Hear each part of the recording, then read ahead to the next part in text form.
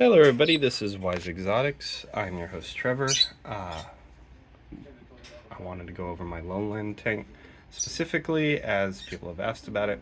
Now, my Lowland tank is a 55 gallon long fish tank.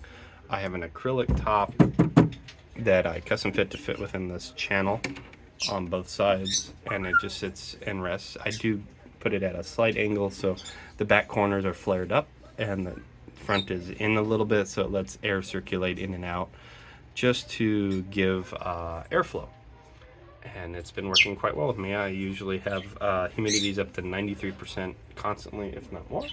Behind me is my bird Polo, who's doing angry chicken noises because I'm near her favorite plant, which is this one, if anybody cares. I'm going to go over all the plants that are within this. In here, two of them, right here, are my Globasa cross Rafflesia, had huge leaf jumps. Left and right, kind of a mirror going on. These are siblings. One has striped peristome, one does not. One is a solid white, little speckles, as you can see there, with a solid red. And then in the corner over here, you can kind of see this one's picture is striped with a lot of red speckling, and then it darkens to a red ring. I dropped my rag that I used to clean the top with. Right here is my Rafflesia peer species. This is Rafflesia white exotica plant, cross Fukukusa. This specific one has a white peristome, usually with some red striping to red ring, and it has very impressive red fangs at the top. But overall, it's usually white with a very small amount of red speckles. Next to it here is my large specimen of Alba Nata. I have a smaller one that's on the other side of the tank that was growing them in different conditions. This one has had problems growing. Initially when I got it, it took a while to acclimate. The leaves kept twisting and the pictures kept having small lid syndrome, which I was like, is this not humid enough? What's going on? So I finally got it stable, it looks like, and growing healthily. Next to it over here is my Nepenthes pudica. This is Nepenthes pudica B from Nepenthes Odyssey. She had A and B for sale, and I bought B. This one has had 3 leaves grow out with me, 3 pitchers every time. Very solid plant. No underground basils yet, as this is the species that develops underground traps. I haven't seen any yet, and it's in a clear pot with a very loose media, so I can look in there. But it's been growing healthily and happily, and it had a leaf jump, so it's doing well. Next to it is my Velosa hamada.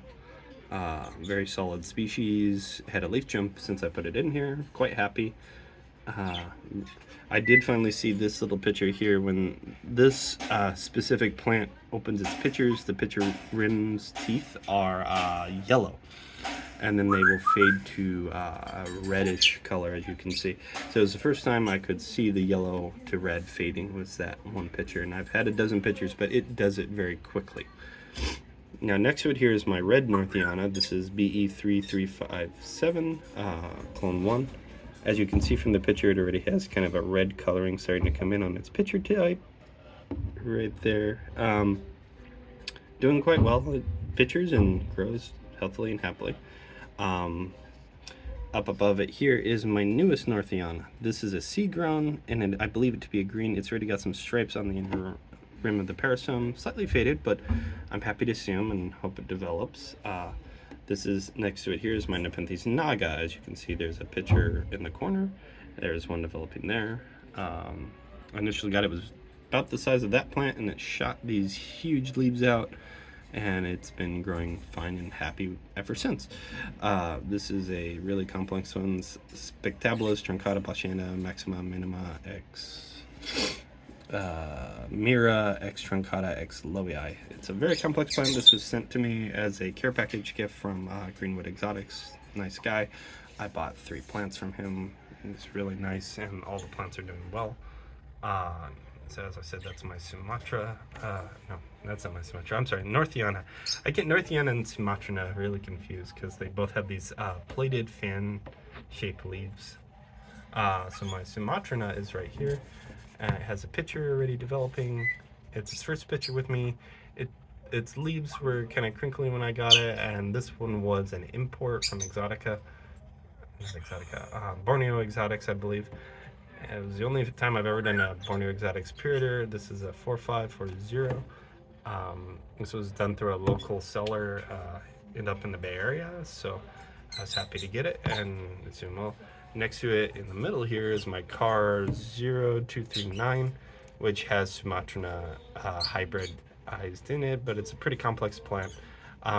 Very pretty pictures. It's not given me one yet, but it initially started twisting and wasn't happy when I first got it, so it's already got a big leaf jump and it looks like it's coming through pretty well.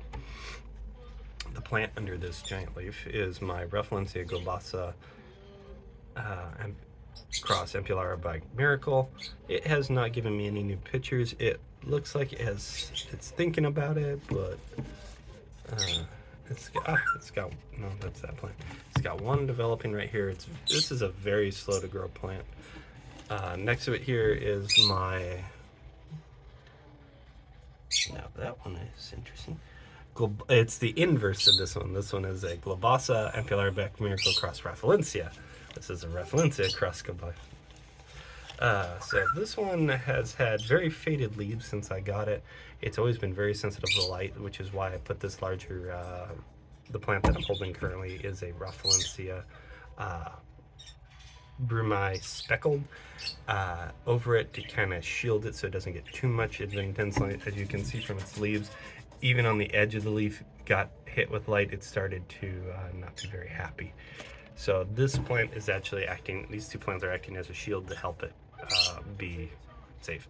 Now, under here, as you can see, if you cannot notice it, is my variegated gracile. I'm very happy because its last 5 leaves have not had any variegation, but it just shot a variegated leaf out again.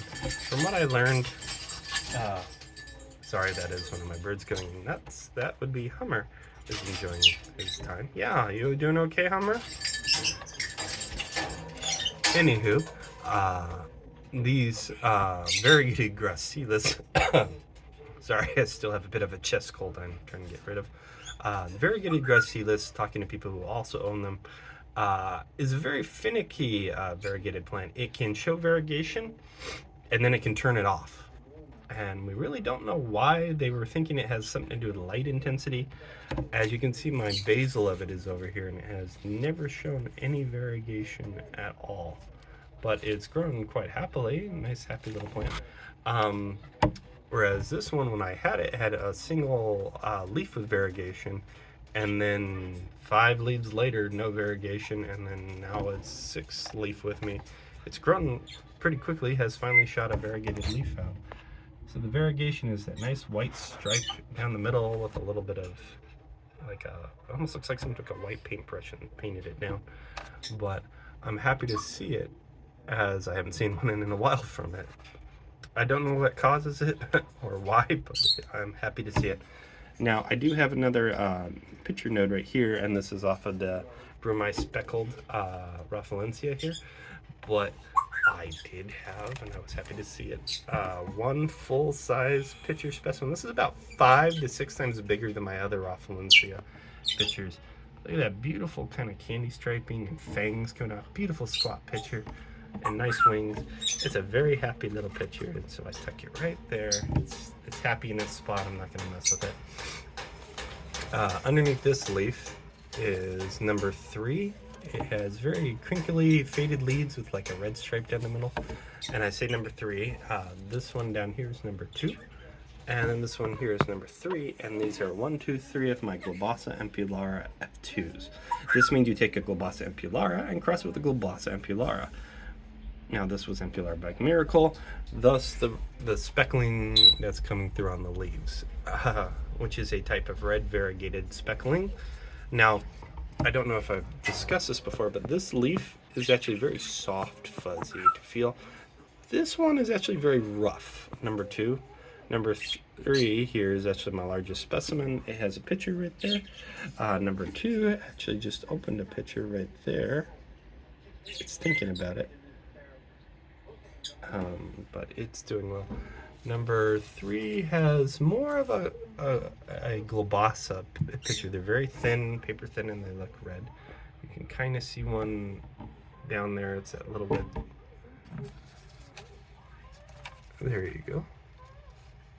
It's just doing its thing. But it shot a big leaf out that side. This is actually number 3's leaf right here. It's being difficult.